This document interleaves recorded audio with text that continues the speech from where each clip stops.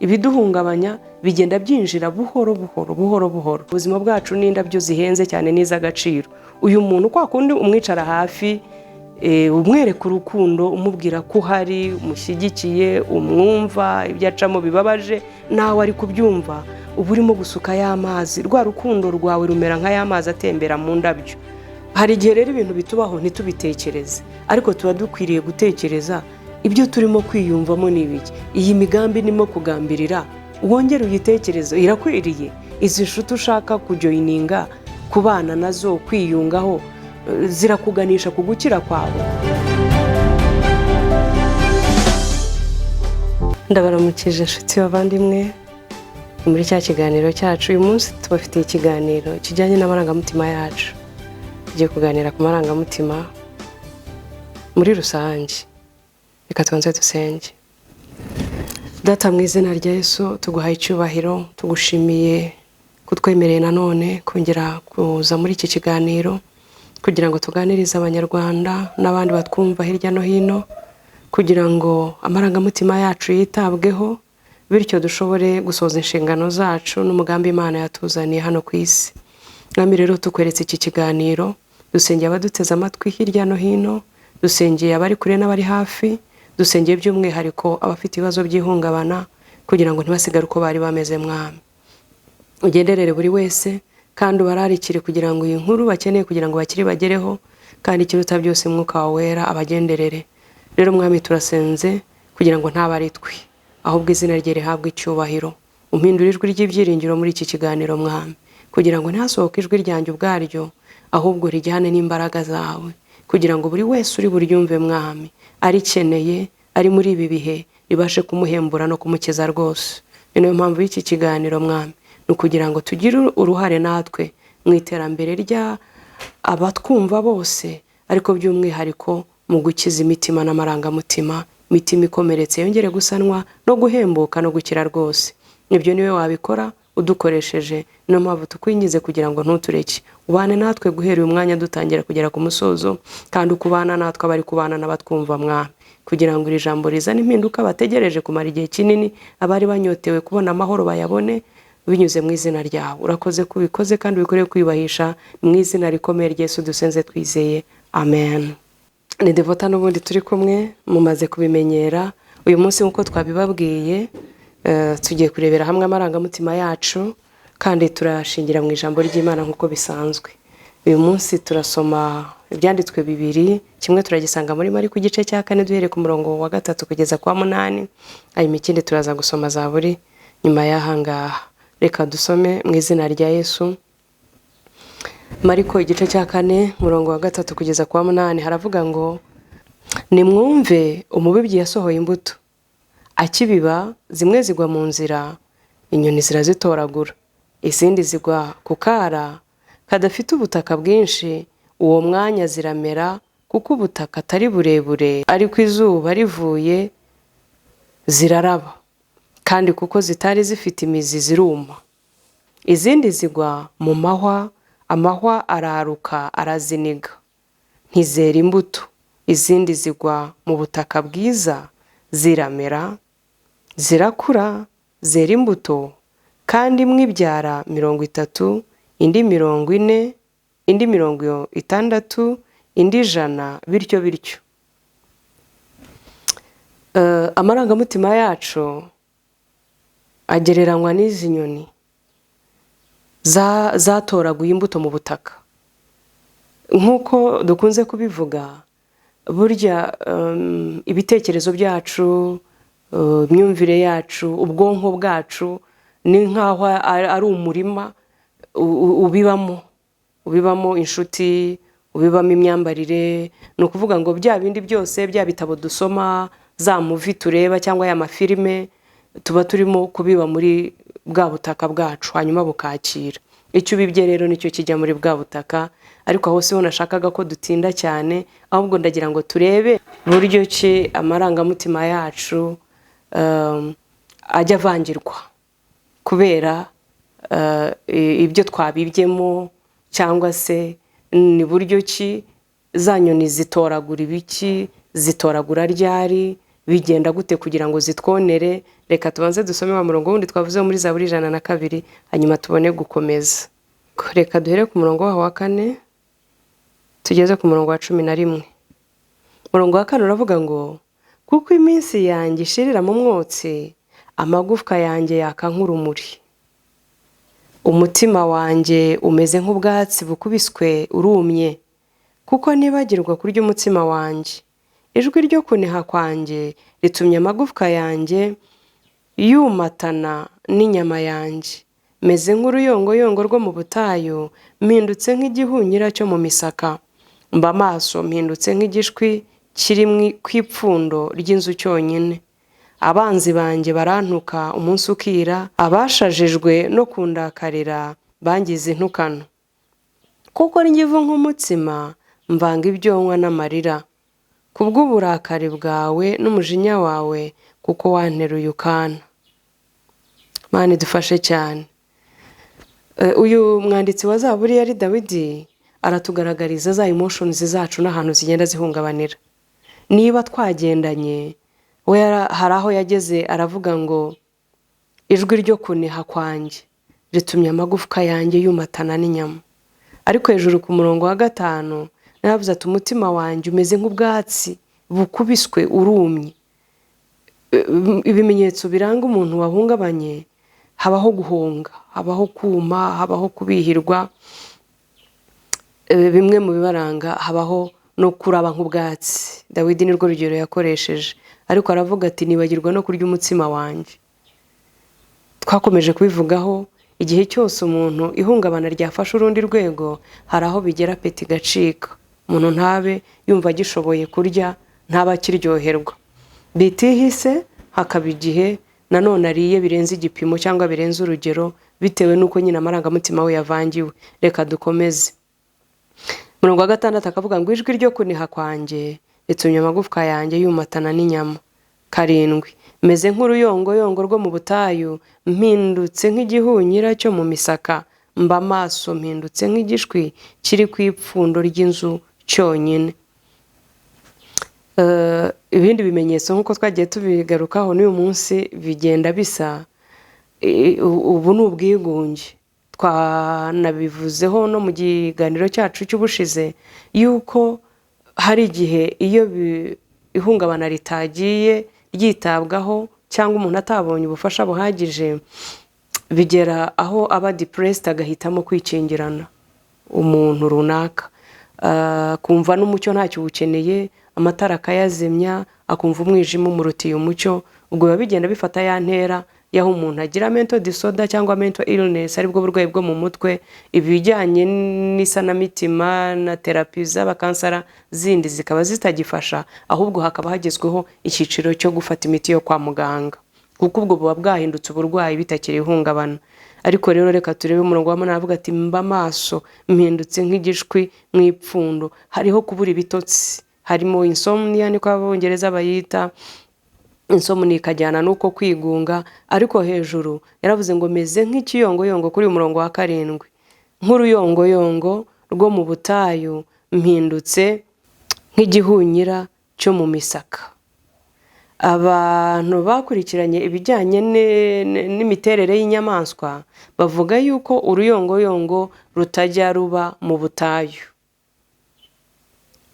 Inyamaswa turabizi, hari iziba mu butayu, hari iziba mu mazi, hari iziba ku gasozi, ariko iki ni ikimenyetso kikwereka ko uruyongoyongo kwisanga mu butayu kandi atariho ubundi rutuwe ruba, biragaragaza ukuntu amarangamutima yacu aba yanyanyagiye. Warakaye, wababaye, wishimye, wasetse, wabihiwe, mbese ibintu biba byavuye mu murongo. Utongana, wigunga, wivugisha, utongana, utomboka, kuba ibintu bitari mu mwanya byagenewe kubamo. Ubundi umuntu agenewe kubaho anezerewe, yiga imishinga, atekereza, akora akazi, apanga, agena imigambi runaka. Ariko iyo ihungabana ryateyemo cyangwa ryakwatatse, habaho kunyanyagira kw'ibitekerezo, ukabanza ukishakisha ukibura, umutima wawe ntubutekanye. Uyu rero Dawidi nawe abivuga nicyo gihe yari agezemo. Nagira ngo rero nkangurire wowe utwumva ngo iki gihe ntuzacyemerere kukugeraho. Impamvu y'ibi biganiro byacu tuba dushaka kugira ngo dufashe mwebwe mutwumva kugwiza imbaraga. Mumenye ni iyihe mitego ibamo iyo watangiye kwiyumva ubabaye, urakaye, ubihiwe, utongana.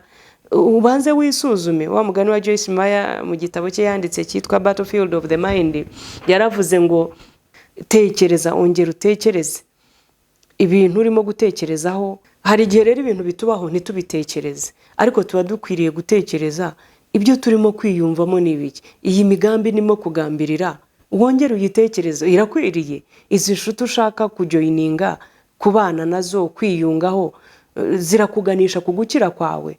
Kuko uzasanga inshuro nyinshi umuntu watewe, ni nayo mpamvu musanga ibyaha bimwe na bimwe bikorerwa muri groups, nk'abantu banywa ibiyobyabwenge inshuro nyinshi babinywa ari igikundi. Noneho mbere yuko ujya muri icyo gikundi cyangwa muri iyo kipe y'abantu, muri iryo tsinda, banza ubitekereze ibyo bintu birimo gutuma utekereza kuba ari busanga, ongera ubitekerezeho bwa kabiri. Ikikujyanayo ni iki? Ni ikigukiza cyangwa ni ikikwica? Tekereza, ongera utekereze ibintu urimo gutekerezaho, we gupfa kubyinjiramo gusa.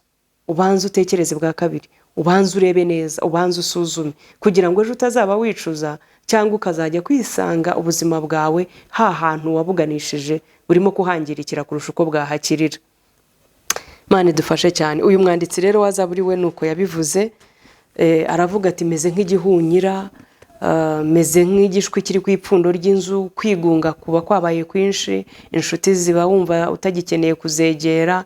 Natanze urugero rw'ibiyobyabwenge, kubera kuko bigenda bikubata, ugenda utakaza control y'ubuzima bwawe, ni hahandi usigara usa nabi, utakibasha gufura, utakibasha kurya, ugasigara ufite ipfunwe ryo gusabana n'abandi, aho abandi baruka hahunga kandi aribo bagombye kugukiza. Rero ibi ngibi iyo tubimenye, ari nawo mumaro w'ibi biganiro dutambutsa, bidufasha kumenya twirinda dute cyangwa tumenya gute ko twatewe. Ibiduhungabanya bigenda byinjira buhoro buhoro. Iyo rero watangiye kumenya, ikimenyetso cya mbere kiraza, wabona icya kabiri ukavuga nkeneye gukora attention, ugatangira kureba rero aho bipfira, ukagaruka hakiri kare. Cyangwa se waba watangiye gufatwa, ukamenya uwo wagana kugira ngo agufashe. Rero nagira ngo mbasabe abantu ntibazagere ku rwego rwaho umubabaro ubica ngo tubabure kandi duhari kugira ngo dufashanye. Ikindi, twubatswe n'abandi bantu. Imana idushyira ku isi, niyo mpamvu yavuze ngo Adamu na Eva babyare, bororoke, bagwire, buzure isi, hanyuma bakore, bagire inshingano bakore. Byari bihagije. Imana ibona ko Adamu yihagije, ntabwo yari ikeneye ko yororoka ngo babe benshi. Turakeneranye rero, ntuzigunge ngo uheranwe n'agahinda. Ikindi nuko umubabaro ukamura umunezero wacu, ugenda wiba amarangamutima yacu, ukagenda wica imitekerereze yacu, ukagenda ukamya ibintu byinshi muri twebwe. Ubundi ijambo ry'Imana riravuga mu migani ngo umutima ubabaye, wenda nta nubwo twahasomye, ariko umutima ubabaye ntabwo ushobora kugira umusaruro, kandi umutima ntiwawutandukanya n'amarangamutima. Rero nagira ngo nkusabe wowe utwumva, utangire uha agaciro cyane ibyo utekereza n'ibirimo kukubaho. Imirongo twahereyeho y'umubibyi wasohoye imbuto,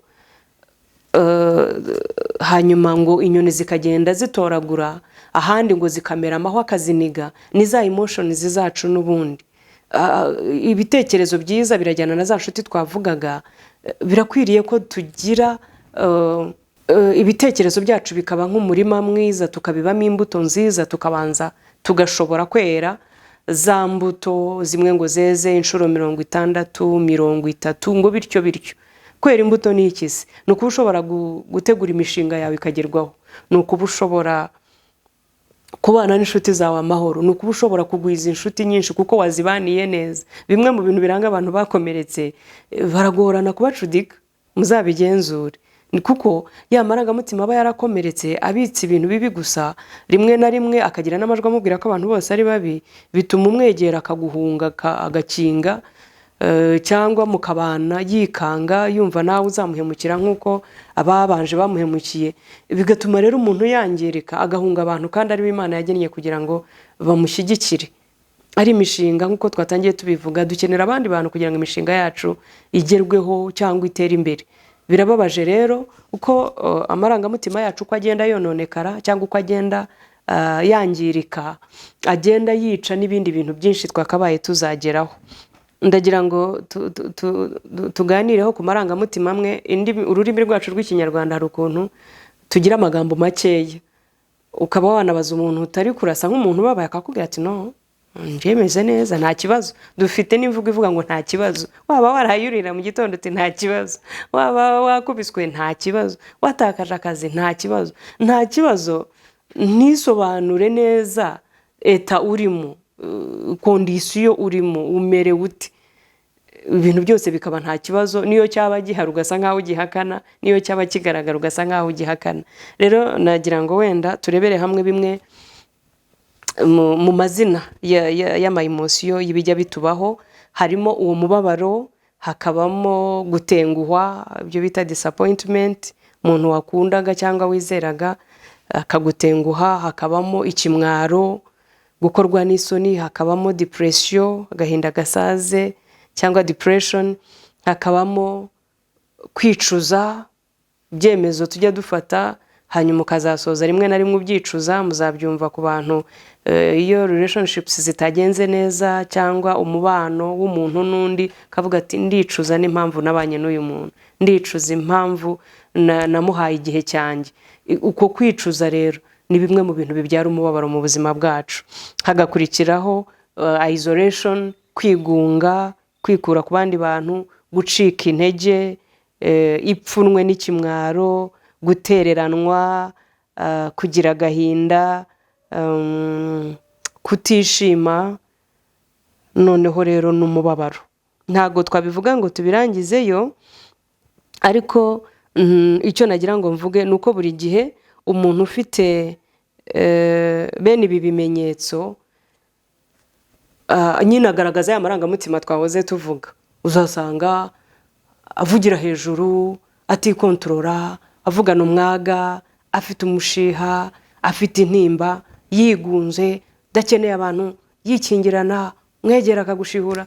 Ni bimwe mu bimenyetso biranga umuntu wahungabanye. Ariko aya namwe mu mazina atugora rimwe na rimwe kugira ngo twidentifie na yahe marangamutima yagize ikibazo. Hanyuma ikindi nuko umuntu mu gihe ari muri iyi mibereho buri gihe aba adakeneye imirongo ya Bibiliya. Urumva nkatwe kubera gukizwa, ijambo ry'Imana dushaka kuryapurika ahantu hose. Umuntu wasanga yabihiwe, arira, yigunze. Murabyibuka ko twabisomye muri Zaburi 102. Uriya mwanditsi Dawidi yavugaga we ngo yageze igihe ngo akamera nk'igishwi kiri ku ipfundo ry'inzu, akarya ivu nk'umutsima. So harimo biriya bimenyetso byose umuntu yananirwa kurya utariko ukashaka umurongo wa Bibiliya ujyanye nabyo. Nagira ngo rero mbasabe mubanze cyangwa muzajye mubanza mumenye umuntu ibishobora kumufasha. Uko tugenda twidentifia cyangwa tuganira ku biranga umuntu wahungabanye, uzajya umenya n'uburyo wamufasha. Rero ushobora kuzana n'imirongo myinshi ya Bibiliya ukamubwira ngo handitswe ngo ntukigunge, jya usenga, handitswe mu Bafilipi. Iya mirongo rimwe na rimwe tuba twaranafashe mu mutwe. Ntukagire ikiguhagarika umutima, ahubwo ukenewe byose bimenyeshe gusenga kandi ushima. Rero hari igihe umuntu iyo yageze kuri uru rwego gusenga mu by'ukuri aba atakibishoboye, ahubwo akeneye abandi bantu bamufasha mu masengesho, akeneye inkunga yawe nanjye. Ariko ikindi hari n'igihe aba atanakeneye ibintu byinshi, ahubwo akeneye umuntu umutega amatwi gusa. Twabonye ko bimwe mu biranga umuntu wahungabanye harimo kwigunga, kwiyayizora. Iyo rero uje buhora akakubonamo inshuti ishobora kumwegera, hari igihe aba akeneye kumva umuntu uri hafi ye. Ikindi kuko ijambo ry'Imana ritubwira na Yesu igihe yari mu ishyamba ry'Igetsemani ngo yahamagaye abantu bakeya b'inshuti b'inkoramutima barimo ba Petero na bene Zebedayo. Arababwira ati umutima wanjye ufite agahinda kenda kunyica, munyemerere mubane nanjye, ntimunsige, mugumane nanjye tugendane. Ngo abasiga aho ngaho ngo yigira imbere aranasenga. Ngo ariko aragaruka asanga basinze. Arabwira ati ubu ni isaha imwe irabananiye kubana amaso nanjye. bivuze iki? Ko twese tuba dukeneye abantu mu gihe twahuye n'ihungabana, mu gihe twapfushije abacu, mu gihe raporo ya muganga yatubwiye ko uburwayi butazakira, bya bindi byose bihungabanya imitima yacu, tugasigara twumva nyine duhuhwa n'umuyaga. Uba ukeneye wa muntu ukubwira ngo komera, humura, uzakira, birashoboka, turasengana, turi kumwe. Ibyo bintu hari igihe umuntu aba bikeneye kuruta uko wamubwira imirongo myinshi ya Bibiliya, hanyuma uko agenda acogora agaruka mu buzima, ya mirongo nibwo ushobora kuyimusomera akayumva. Rero mbonereho gusaba bene data b'abarokore rwose mu isanamitima, hari igihe ibintu iyo bicuritse aho kugira ngo bifashe umuntu, ahubwo bituma ahurwa na Bibiliya, kayavuga ati ariko ubundi uyu nguyu aranyumva. Aba yumva urimo gushaka gukemura ikibazo adafite, cyangwa se wanarambiwe kubana nawe ibyo arimo acamo udashobora kubyumva, ushaka kugira ngo ahubwo ukireye ibyawe kandi adakeneye. Rero hamwe n'ibi nagira ngo ntange urugero ruroroshye, muzabigenzure. Twasomye icyanditswe cy'ubuhinzi, ubwo reka dutanga ingero zo guhinga, batarahinze bihangane, ariko nutarahinze tugira amajaride, abanyamujyi hafi ya bose. Iyo ari igihe cy'izuba ryinshi cyane ukajya kuhira muri garden yawe cyangwa muri jaride, ntabwo amazi ahita penetra ngo yinjire mu butaka direct, ahubwo arabanza akanatemba rwose ukagira ngo ntiyaninjiye. Icyo ukora rero kuko uba ukeneye guhembura jaride yawe n'indabyo zawe, ukomeza kuhira kenshi, ugasukaho indi nshuro ya kabiri, ukongeraho iya gatatu. Uko amazi agenda aba menshi, ubutaka bugeraho bukakira ya yandi yirukanka agatemba agenda, noneho agatangira kwinjira mu butaka, bityo indabyo zawe ntizume. Rero mwa bantu, mu buzima bwacu n'indabyo zihenze cyane n'iz'agaciro.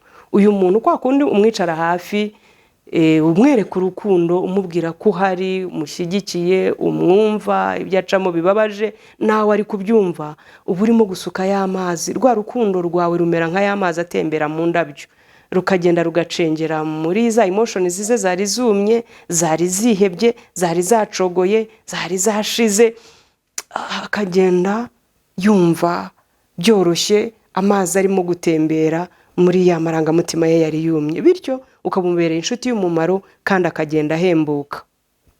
Rero uko ubutaka bunywa amazi niko amarangamutima yacu abanyotewe urukundo, abanyotewe umuntu twumva. Burya impamvu ibiganiro cyangwa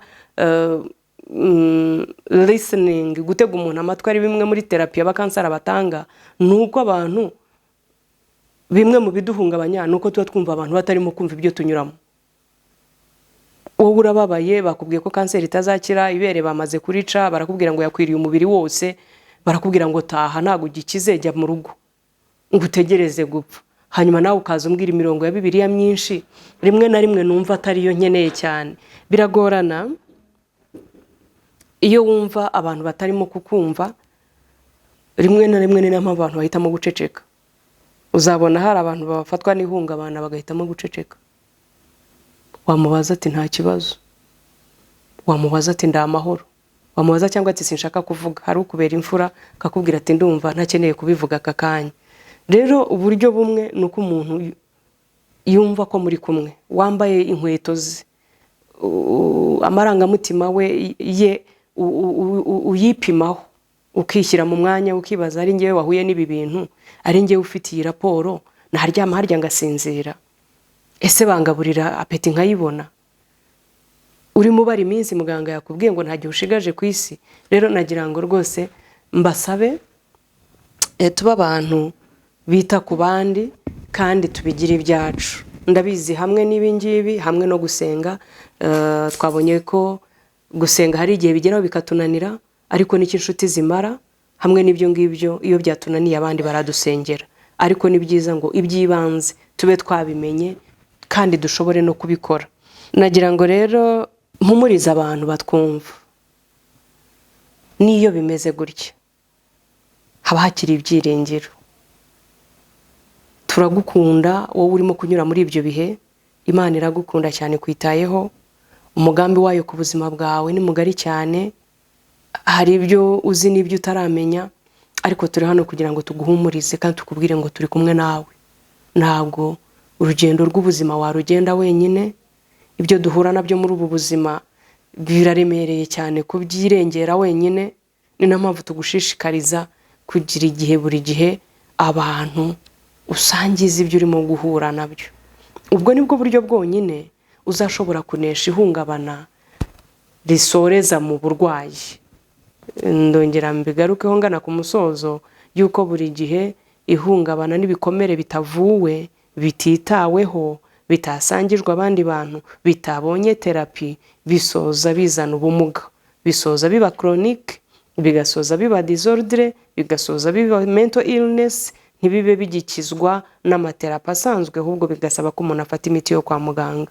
Ariko ndagira ngo naho ngaho nuba wanahageze nabwo hari ibyiringiro, ahubwo icyo nagusaba nuko iyo miti nayo uyifata uko bikwiriye, ntiwice gahunda, ntiwitandukanye n'abantu, ntuhagarike umutima, ntiwihebe ngo wigunge, ntuhitemo kwiyahura, kuko ejo harahari kandi ni heza, kandi umugambi Imana igufitiye ni mugari cyane. Turagukunda, turakwishimira, niyo mpamvu tugusangiza ibi biganiro, kugira ngo niba warugeze hahandi kuri nivo wumva utagikeneye abantu, umenye kubakeneye. Niba warugeze kuri nivo wumva kupfa bikurutira kubaho, tukubwire ngo haracyari ibyiringiro, ntiwiyice, turahari kandi n'Imana iragukunda. Rero nshuti zanjye, reka dusoreze hano, ibindi tuzagenda tubigarukaho no mu biganiro byacu by'ubutaha. Reka dusenge dusoze.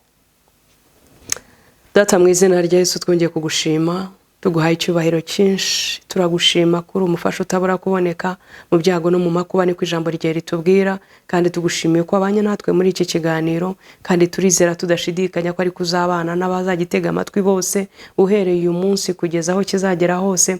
Ndasenze kugira ngo Mwami kibe ikiganiro gihembura imitima, kibe ikiganiro kivura imvune zo mu mitima. Ijambo rye riratubwira muri Zaburi 147 yuko uri Imana ipfuka inguma z'imibabaro yacu. Mwami, ndasengera uwo wese warubabaye mu izina rya Yesu ngo yakire ihumure rituruka aho uri, wari ufite agahinda, wari ubuze ibyiringiro, wari muri ya isolation twabonye. Mwami, ndasenze kugira ngo imbaraga zawe zikiza zimusange. Ndavugana n'uwo ngo wari depressed kugira ngo yakire gukira mu izina rya Yesu. Ndahagarika buri muzi wose wo gusharira mu izina rya Yesu. Abo bari babuze amahoro, bari babuze umutekano, bari babuze ibyiringiro, abari babihiwe no kubaho, abahitagamo gupfa, abari bashobewe, abikingiranaga mu nzu, abari bagiye gusandara. Mwami, ndasenze ngo abo bantu barokore, abo baruhure muri iki kiganiro. Mwami, utangire komora iyo mitima yabo kubw'icyubahiro cy'izina ryawe. Mwami, nanjye ndasenze kugira ngo uwo iyi video izageraho wese, Uwiteka uzayikoreshe kugira ngo umukize, kandi uzura ayo marangamutima yari amaze gutakaza ibyiringiro. Ijambo rye niko ritubwira Mwami ngo natwe twari dupfuye tuzize ibyaha n'ibicumuro byacu, ariko duhindurana abazima na Kristo. Ndasenze rero kugira ngo umuntu wari umaze gupfa mu marangamutima, uwumvaga atakinejejwe no kubaho, ndasenze ngo utangire kuzura ayo marangamutima, utangire kumugenderera mu izina rikomeye rya Yesu. Mwami, turagushimye kuko uri kumwe natwe, kandi ugiye gukiza benshi, kandi ugiye kwiyubahisha. Tuguhaye icyubahiro, tuguhaye ikuzo, tuguhaye amashimwe, mu izina rikomeye rya Yesu dusenze twizeye, amen. Murakoze, turabakunda.